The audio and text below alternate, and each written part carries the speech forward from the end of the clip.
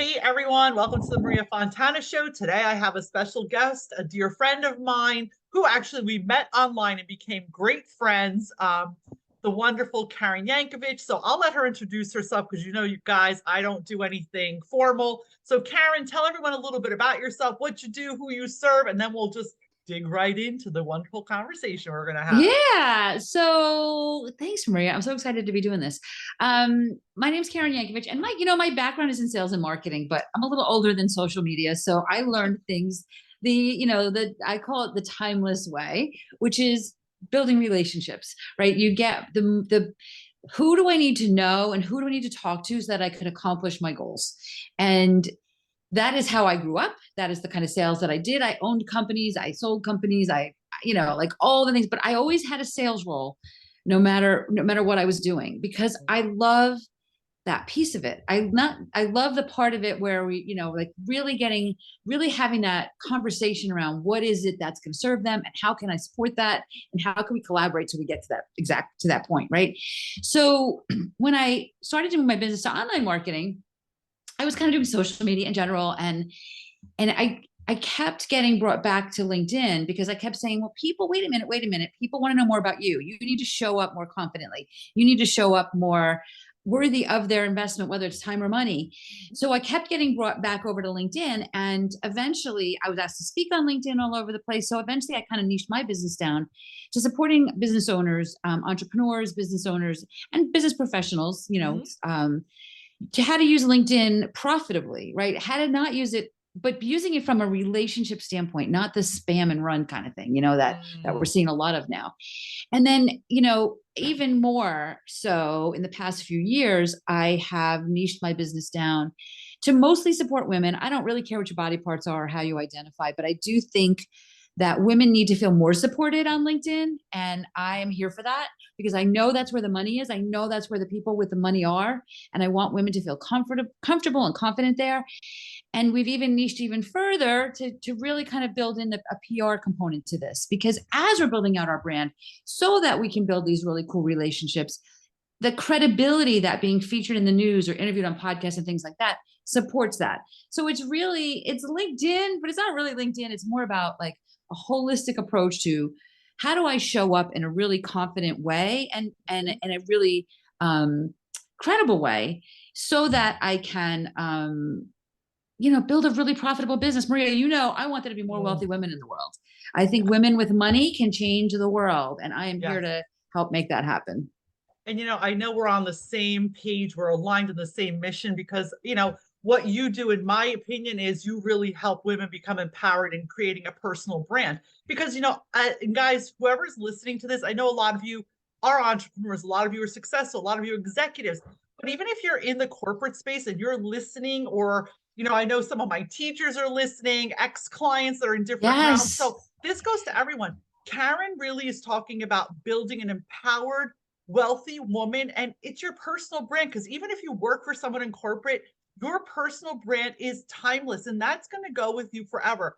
Yeah. Just like Karen and I, we built this friendship, this relationship. We live close by. Then it's timeless. Like I always can refer to Karen. Karen can refer to me, and it's just good energy. So Karen, let's talk about can I interrupt you for just 1 second and tell you a quick absolutely. little story about what you just said? So Yes, you I want to mentioned hear like it. teachers and people that are in corporate. Well, I had a student, a client that came to us. I have a program that we support women, to a 12-week program that helps them with this. And she was in our program. She's a teacher in Pennsylvania, and she was building a YouTube channel. She wanted to teach educators how to use YouTube in their curriculum, how districts can use it, things like that.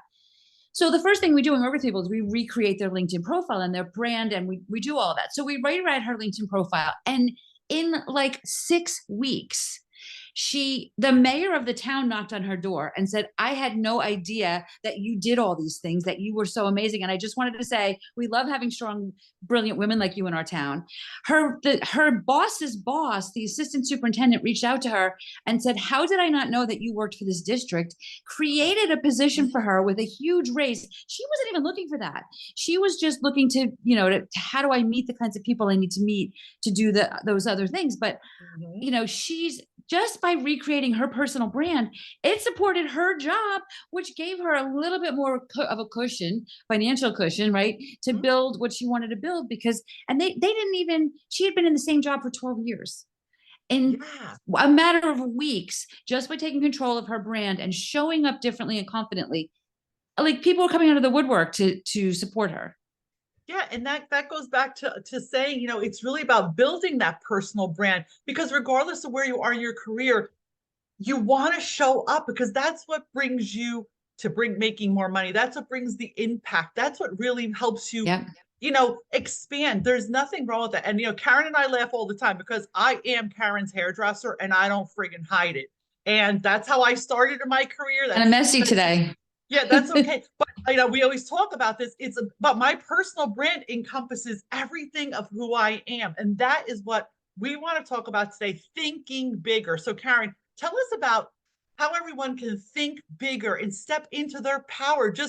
And it's not about money and greed, it's about money and expansion and joy and being happy. Yeah, yeah. It's so interesting. I went to a networking event recently, and I hadn't been to one in a long time. And it was a group that I had previously been a part of. I moved away, now I kind of moved back, and so I went to this networking meeting, and it was a women's networking meeting, and I knew some of the people there, but there was a lot of people there that I didn't know. And they had everybody go around the table and introduce themselves and say, "What is it that you're how can we help you? How can we support you?"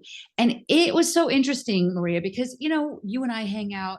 The people in my program are, I mean, I'm so committed to them thinking bigger. So I hang out with these women in my program that are big thinkers and are really looking to have big things in the world.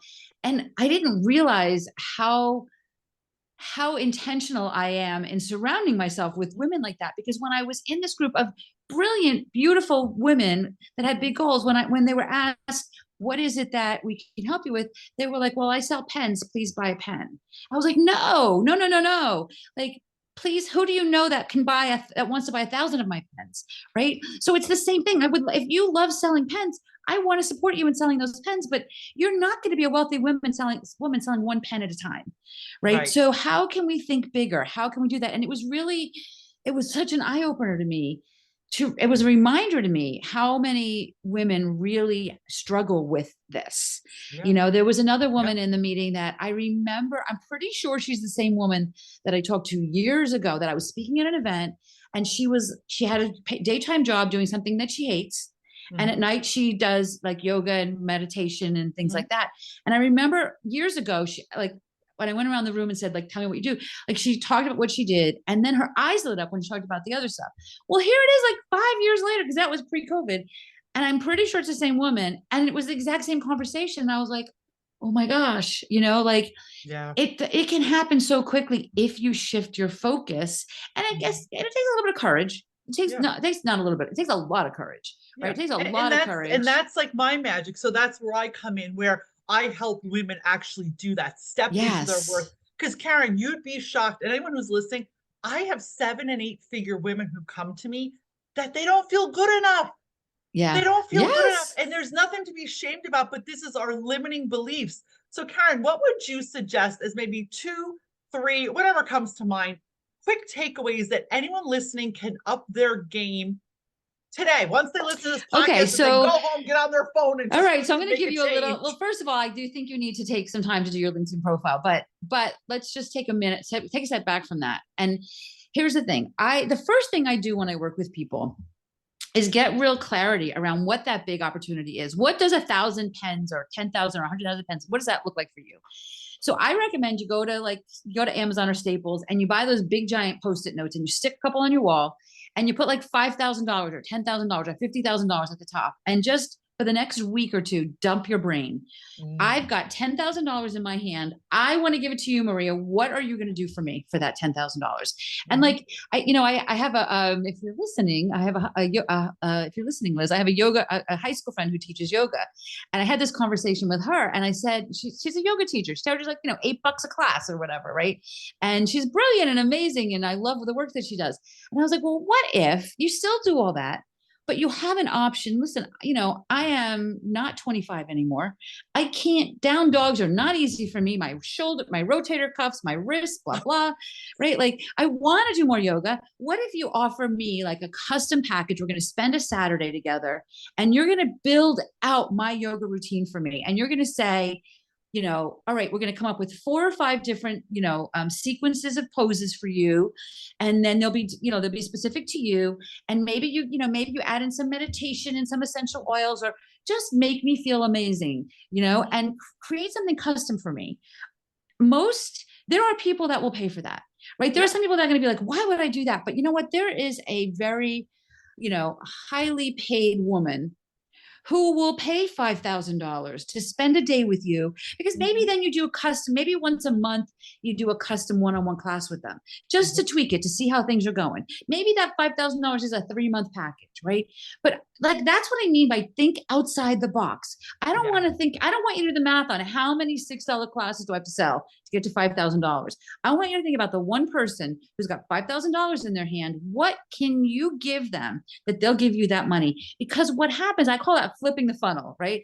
What happens when you flip the funnel is now you've got some cash coming in to help pay for some of the things that you think you need to do yourself, right? Like creating the websites, creating the, I know you and I could go on for hours about business coaches and what they're teaching people. Like, I'm like, I can't tell you how many conversations I have where she's like, okay, where's the money? Like, who's teaching you how to get a client, right? Like, there's so many to-dos on our to-do list as entrepreneurs. I want you to make some money so you can take some of those to-dos off of your to-do list. So that's my homework for you, is just think big. Think about, I got $5,000 in my hand for you. What are you going to do for me? Yeah, I love that. I love that, Karen. And when it goes back to their LinkedIn profile, I think you have something that they can actually access. I think on your right? Don't you have something they can access to? I think I saw you have like a class how they can learn. What if you go to LinkedIn, if you go to LinkedInprofiletraining.com, we have a ridiculously low priced training, and I created it specifically so that here's the thing. I am so tired of talking to people about their LinkedIn profiles. Like, if you don't know on the other side of this pandemic that your virtual presence is important, then, you gotta, like, it's time to understand that.